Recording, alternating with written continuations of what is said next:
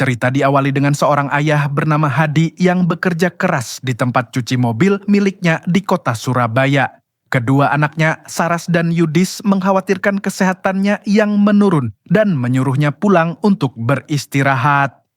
Keesokan paginya saat sarapan, Saras kembali mendesak ayahnya untuk berobat, tetapi Hadi menolak, mengatakan uangnya lebih baik digunakan untuk memperbaiki pompa air. Di tengah percakapan itu, Hadi memberikan sebuah wasiat yang aneh. Jika ia meninggal, ia ingin dimakamkan di desa kelahirannya di Lamongan, bukan di samping makam istrinya. Minta dikubur nang deso. Ia juga sudah berpesan pada saudaranya di kampung Setio agar pemakamannya dilakukan sesuai tuntunan Islam. Ikut tuntunan Islam.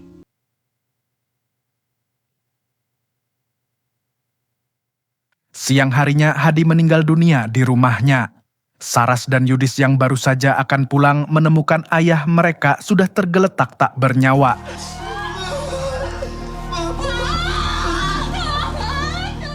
Diliputi rasa bersalah, Saras merasa kematian ayahnya adalah karena ia tidak cukup memaksa untuk berobat.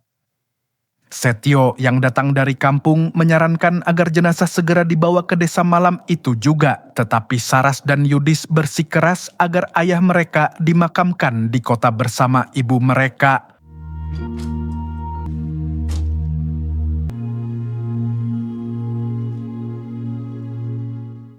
Kejanggalan dimulai saat acara tahlilan. Tiba-tiba jenazah Hadi tiba-tiba bergerak dan terbangun mengucapkan kalimat misterius, "Satu hidup, satu mati," sebelum kembali rebah. Siji urip, siji mati. Malam itu, Saras bermimpi buruk melihat jenazah ayahnya berjalan keluar rumah. Bapak, Saat ia terbangun, ia ngeri mendapati jenazah ayahnya benar-benar telah menghilang. nggak mungkin ini, Mbak. Keesokan paginya, Diah Putri Setio menemukan jenazah Hadi tergeletak di depan rumah mereka di desa. Ibu! Iyo. Pak, itu Setio menelepon Yudis dan memberitahukan kabar mengejutkan itu. Saras dan Yudis yang menemukan bunga kantil di bawah bantal tempat jenazah ayah mereka sebelumnya segera berangkat ke desa. Setibanya di sana, Saras yang emosional menuduh Setio telah mencuri jenazah ayahnya, tetapi Setio menyangkalnya. aku wis ngomong, Sar, ada deso, dikubur nang deso. Jujur aja, Le. Gak mungkin tiba-tiba di sini. Saat acara tahlilan akan dimulai, Saras tiba-tiba pingsan. Setelah sadar, Ambar, istri Setio, bercerita kepada Saras bahwa desa mereka dulunya dipenuhi orang sakti, tetapi ilmu yang dimiliki Hadi justru membawa kutukan yang membuatnya susah mati. Teror supernatural semakin menjadi-jadi, dan tiba-tiba jenazah Hadi mulai mengeluarkan darah dan sosok-sosok menyeramkan mulai menampakkan diri kepada Saras, dan tiba-tiba saat memandikan jenazah, kepala Yudis dibenamkan ke dalam air oleh kekuatan tak terlihat.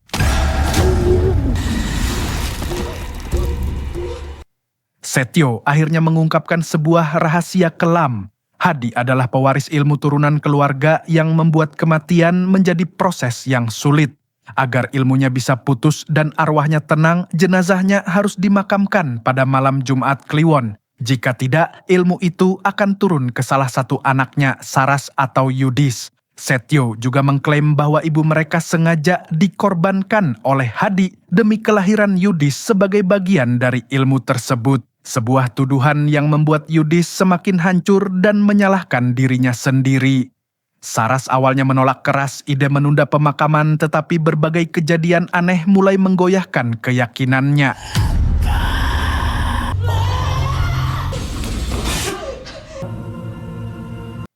Upaya pemakaman keesokan harinya gagal total karena liang lahat yang sudah disiapkan tiba-tiba dipenuhi air.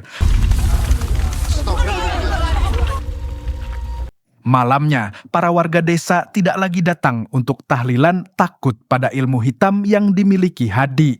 Merasa putus asa, Saras akhirnya setuju untuk mengikuti saran Setio.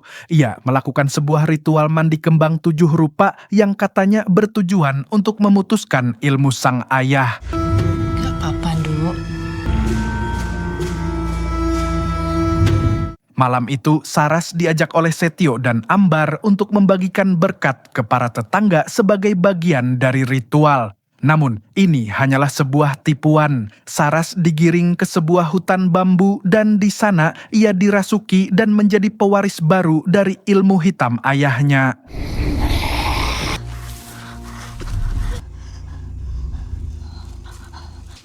Sementara itu, Yudis menemukan sebuah buku tahlilan keluarga yang menunjukkan sebuah pola kelahiran dan kematian yang mencurigakan, yang tidak pernah diceritakan oleh Setio. Kita bakal makan bapak. Ia menyadari bahwa wasiat ayahnya adalah untuk dimakamkan secara syariat Islam agar ilmunya musnah, bukan diturunkan. Saat Saras kembali, ia telah sepenuhnya dirasuki. Ia menyerang Yudis dan menyalahkannya atas kematian ibu mereka. Bapakmu, ibumu,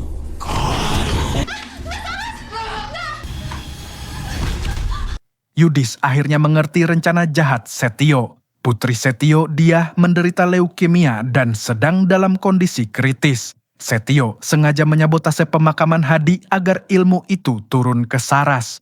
Tujuannya adalah untuk menjadikan Saras sebagai tumbal dalam sebuah ritual sesat demi menyembuhkan putrinya.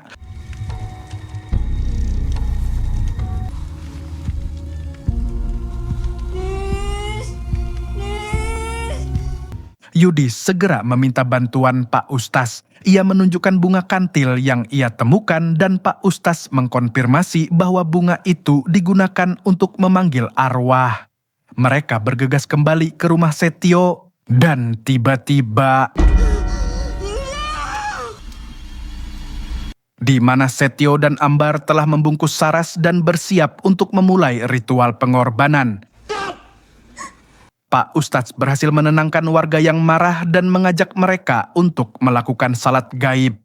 Di dalam rumah, Setio yang akan menghabisi Saras dirasuki oleh arwah lain dan tiba-tiba Setio menyerang istrinya sendiri.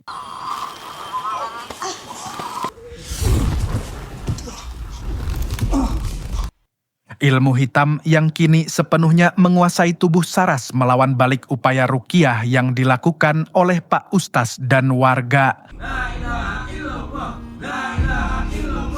ilaha illallah Muhammadur Rasulullah.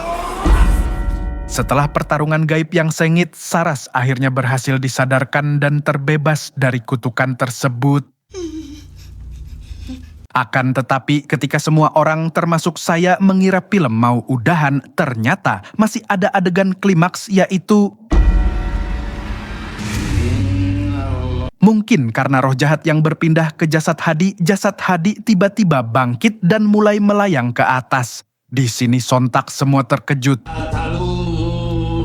Yudis dan Saras mencoba menarik jasad ayah mereka dengan sekuat tenaga sampai kahitut dan berkeringat hingga kabujur-bujur. Dengan bantuan doa dari Pak Ustadz dan para warga Sadayana, akhirnya roh jahat itu lenyap dari jasad Hadi dan seketika jasad Hadi pun bisa diturunkan.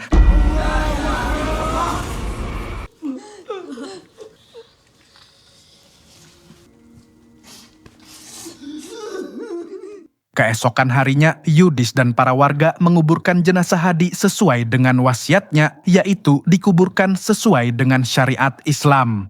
Dan film pun tamat. Nah, itulah perjalanan cerita dari Selepas Tahlil, sebuah kisah yang bukan cuma bikin merinding, tapi juga ngajarin kita bahwa keluarga adalah tempat kita pulang meski kadang pulangnya agak horor sedikit. Dari misteri air mata sampai momen yang bikin hati deg-degan kayak dikejar setan lembur. Semuanya ngingetin kita buat berani berdamai dengan masa lalu dan terus melangkah. Kalau kamu suka cerita ini, jangan lupa subscribe biar saya tambah semangat bikin konten lain yang lebih rame, lebih seru, dan lebih amazing. Dukung channel ini supaya Mamang bisa cepet-cepet naik Pajero. Segenap tim penyidik, ahli forensik, dan ahli tulang mengucapkan adios amigos permios. Terima kasih sudah nonton dan sampai jumpa di cerita berikutnya.